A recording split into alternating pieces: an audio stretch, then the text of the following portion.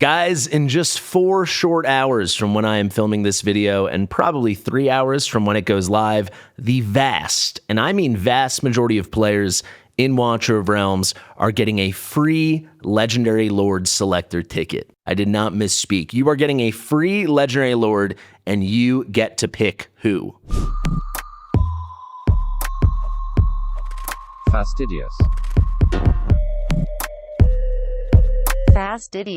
Now, why is this? What is going on? Moonton decided to be generous, and they added a new reward to an old achievement. Now, what is this achievement? You can see it here in the patch notes in section 5 under new achievements. The second item is Conqueror 3.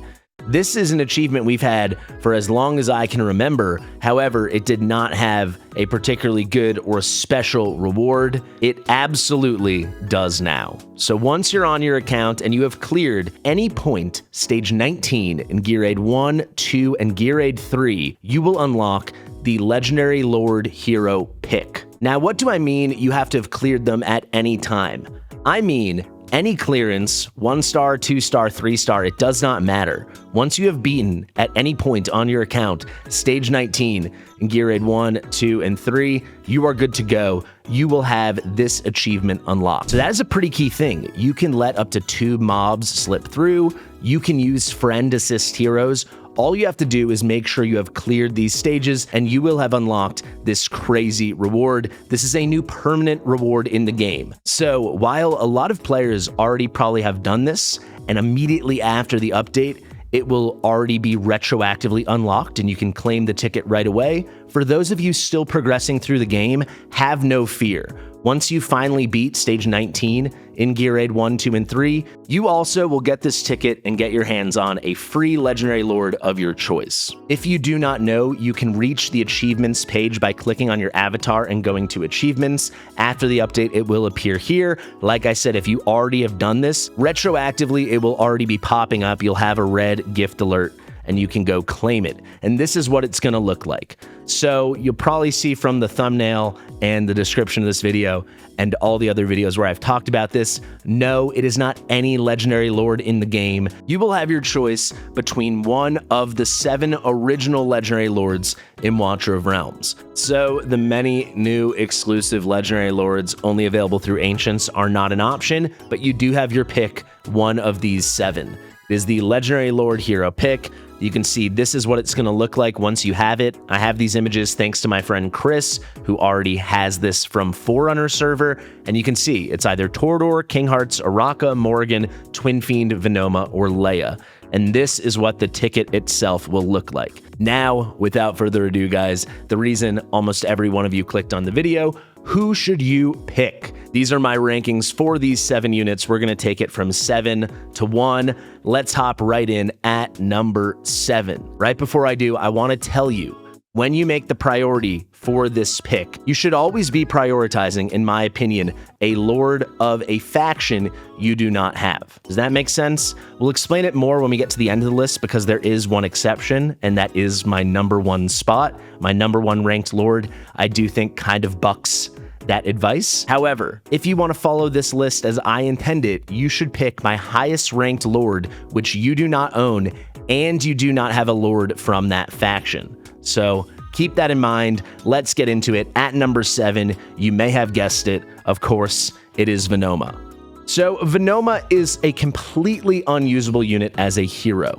That being said, she is the lord of a very, very strong faction. So if you don't have her and you have everything else on this list, you should absolutely still go for her. If it is also the case that you do not have Cyrus or Nastia, as I do not on this old 3 Stidious 3-to-play account. But of the 7, she is the worst as a hero, and in a lot of ways, she's the worst as a lord. As you can see, she's the only lord on this list to have 2 other legendary lords in her faction, and let me tell you, they are both so much better than her, it is ridiculous. One part of her skill, though, is uniquely strong, and that is going to be her unique thing. The last line of any legendary lord's skill is going to be the piece of that lord's skill that is strictly unique to them. So what do I mean by that? The first line is true of any legendary lord. The second line is true of any legendary lord in that faction. Third line, as you can see here, this is the thing unique to whichever specific lord you're discussing. So here it's going to be Venoma, and you can see her special thing is that she increases all allies' rage by 30% upon their first deployment in a battle. And that is all allies. That is not just esotericists. So it is cool. It is very strong for progression. It has some tiny use late game, basically no use end game. It is what it is. You know, for progression, you're going to really enjoy it, but then you completely outgrow it.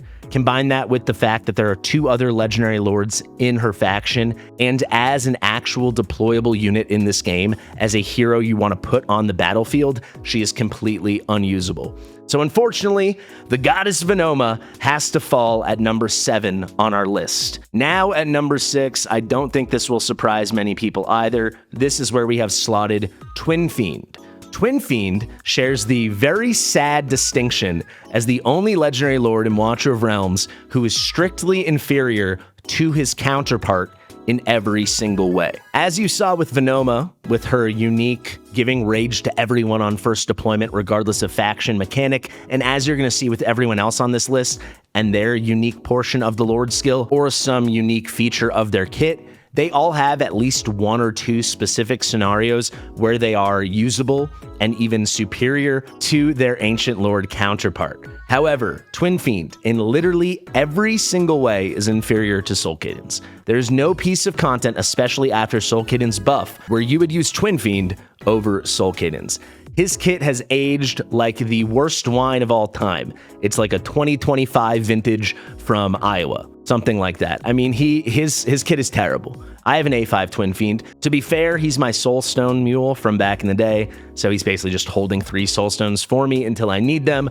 But all in all, he just sucks. Like, there's just not enough going on here. He needs A1 to be special, and even still, an A1 Soul Kittens will always be better in every single piece of content. He himself deals no extra damage, nothing special. The actual Infernal Lord skill is kind of a wash. It's only during the Lord's ultimate that he gives all these boosts. This is his unique thing. Soul Cadence has his own take on that. He just has different boosts and different ways he increases his units, but it's all tied to their ultimate. So on the whole, Infernals are not the best lords at helping their allies. They only really help them with their A1, and then everything else is selfish. And you don't care about Twinfiend being selfish since he sucks. He's being selfish for no reason. With Soul Cadence, he's selfish, but he's awesome. So that's fine. Twinfiend, I hate to say it, he just sucks. Finally, combine that with the fact that Infernal, especially in terms of DPS, is falling off a little bit in this game compared to stuff like Watcher and Esotericists and Arbiter, and frankly, even Cultists with the way they're pushing new content. It's a bit different, but I just think there's no way you can rank him higher than 6th on this list. The only other consideration was to put him 7th, but I think that spot was very well earned by Venoma. And I should mention, I did get some nice input on this list from my guild leader, Hawkus, also one of my moderators. So shout out to my boy Hawkus. And this was one of the very few places we disagreed. He had Twinfiend 7, and he actually had Venoma a decent bit higher. Now, who is number 5? Well, believe it or not, it is the man who is on my body. That sounds weird, but it is true. It's going to be King Harz. And I want to take this moment. I'm still going to make a full video about it, but so many people say, Fasty, you're a chicken or you're a liar, this and this. Where's the King Harz tattoo? And to that I say, I think a lot of people know this, but not everybody. Been on my leg for 5 months. That's where it is. It's been on my leg since the beginning of April when I got the tattoo, as I said and announced on my Discord. So if you want to know that stuff, if you want to know when I get tattoos for the video game as soon as it happens, make sure you join the Discord in the description, the Fast and the Fastidious. But don't worry, if you want the full story and you want to see everything, I still have all the behind the scenes footage. It's just a weird video to make, and I still have not gotten around to making it. But King Harz is at number 5, even if I have forever imprinted him upon my left thigh. Pretty big tattoo, if I'm being honest. But why is he here?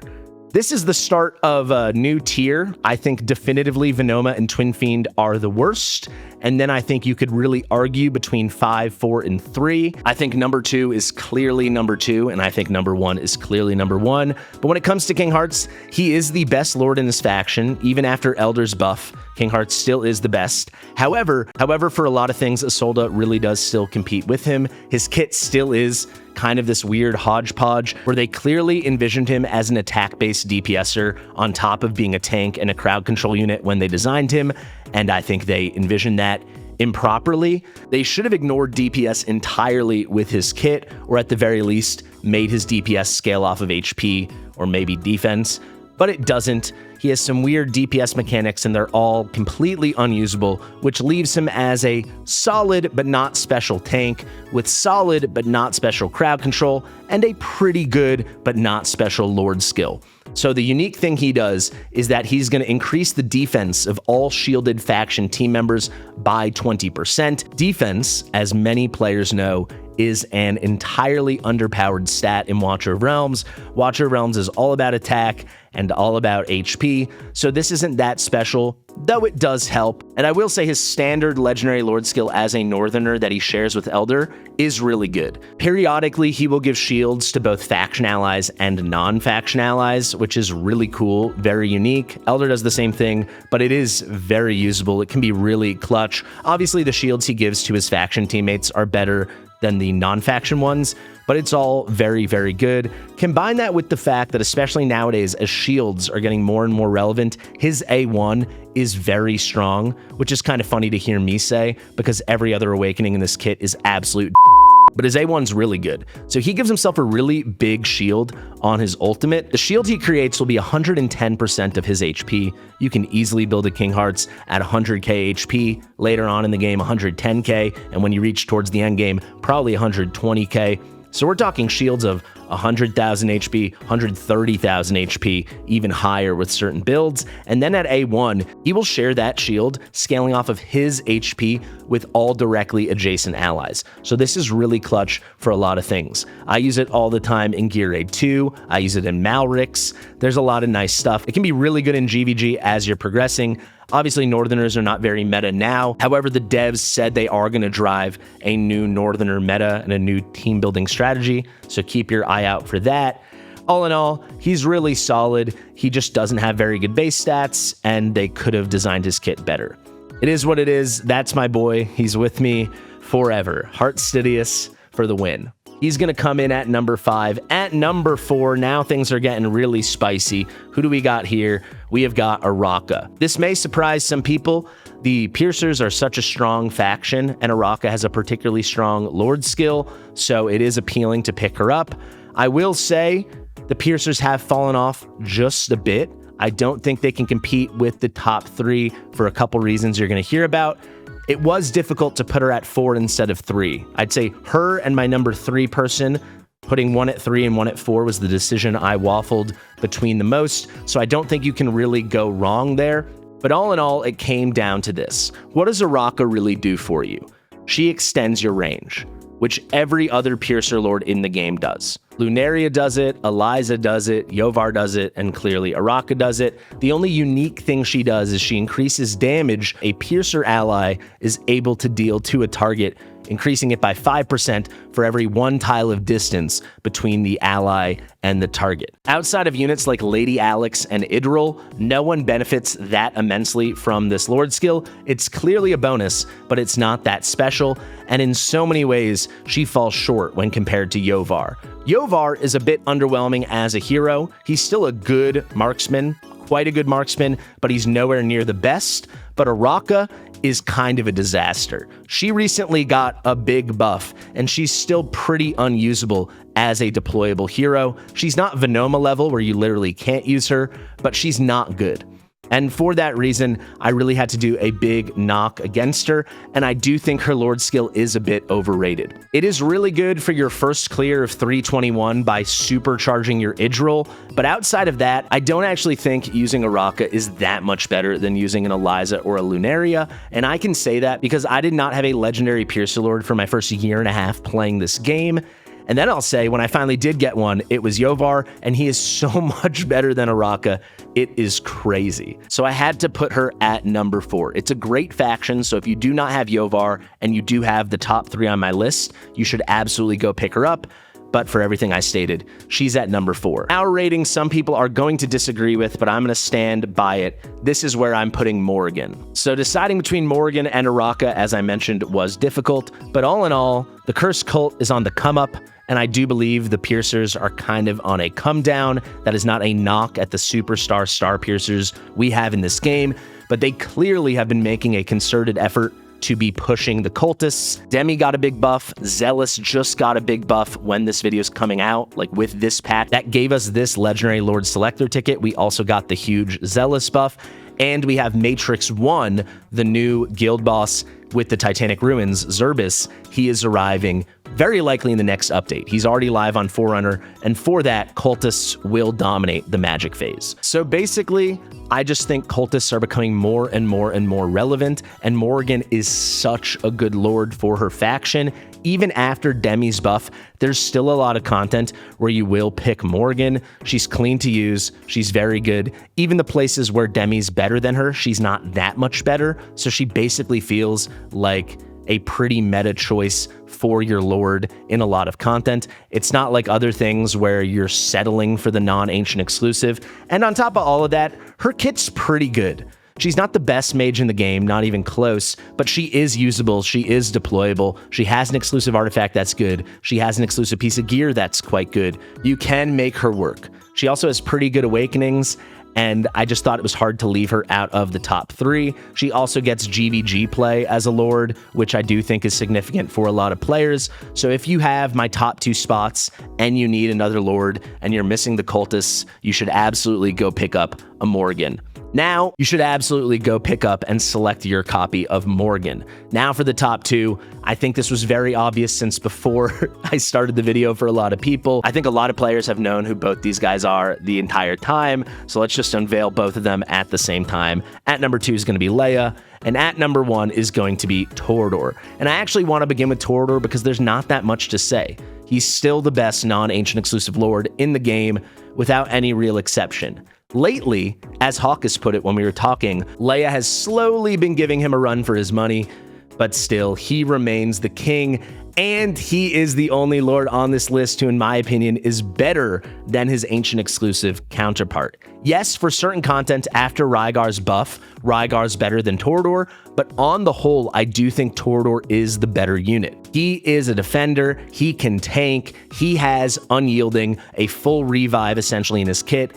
If you're lucky enough to get him A5, he gets a second full revive. He is a perfectly 100% reliable defense break. He has stuns. He is just a very, very good, very usable character, still relevant in GVG and still dominant in PvP. There are certain bosses like Abyss 1 and Semra where Rygar will now have the edge over Tordor, but for the vast majority of players and the people unlocking this ticket in real time, not retroactively, no lord in the game is going to make a bigger difference for you than Tordor. Moonton and the developers have been promoting other factions slowly but surely over the 2+ years the game has been out.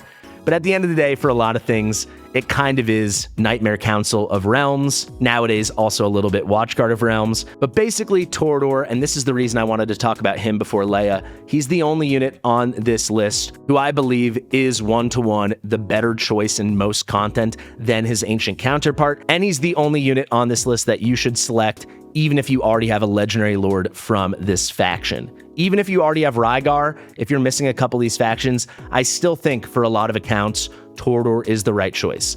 Not in every situation, so you can ask me in the comments, but he's the one exception. Everyone else, if you have Tordor, you should be picking the highest ranked option that is a legendary lord from a faction you don't currently have a legendary lord in. So just to show you what that looks like, let's say you had Tordor, but you don't have Ingrid or Laya, the next choice is Laya. If you do have Ingrid, the next choice is Morrigan. If you do already have Demi, then the next choice is Aracha, and so on and so on. Finally, though, I think Laya is the most fun unit here to talk about, so that's where I want to end. She's slotted in at number 2. Maybe it will surprise a couple of you, but all in all, the Watchguard might be the single best faction in the game right now. I think at some point, Because if you didn't know, when the game came out, the Watchguard was definitively the weakest faction in the game. It wasn't even an opinion. It was not subjective. This was an objective fact. The Watchguard was the weakest faction in the game. However, over the past year plus, they have added Ingrid, Diao Chan, Ireless, Kagiri, Lucius, Eris, Talon, Neza, Draylin, and Sun Wukong. I mean, these are, 10 of the best 30, 40 characters in the entire game. They're all in one faction. So for that reason, Laya always was the most usable Lord in the game, certainly the most usable non-ancient exclusive Lord in the game when it came to using a Lord not as an actual Lord, just using them as a character. So like, let's say you were running a Piercer Nightmare comp, you could still just bring Laya as a really good support and a really good healer. But now that her faction is so good, she is so relevant. She's got damage boosting, she's got rage boosting, she's got healing, she's kind of got the whole package. She has a very strong Lord skill, which for certain things is stronger than Ingrid's. The healing boost and the damage boost is very significant, and it even got buffed. 50% increased damage and 50% increased healing to all faction team members that lasts 20 seconds and is triggered periodically. It's triggered more and more often based on the quantity of watchers you have in your comp, but with so many good watchers now, very often you're running a whole line in your team comp of 4 or even a full 5 Watchguard members. So she's just so good. She's pretty dang OP. You'll see her in tons of PvE, tons of boss content, even in stuff like single target arena for PvP. You'll see her up there in Apex Arena with these new crazy Watcher comps. She's really tremendous, and truly, I'm telling you, if you don't have Ingrid and you do have Tordor, she is the ultimate no-brainer on the list. We can quibble with the other 5, but I really think this top 2 is what you should be focused on. But remember, aside from Tordor, your pick from this list, in my opinion, should be the Legendary Lord that's the highest ranked, that is from a faction where you do not currently have a Legendary Lord. If you have any more questions, do let me know. If you need any clarity, let me know in the comment section below. This was one of my most requested videos ever, so I really hope it helped. I hope it answered a lot of your questions. Thank you to Hawkus for kind of melding minds on this one with me. Thank you to my editor, Mitchell, for editing this video. I've been Fastidious. Share with your mother, and I'll see you real soon. Bye.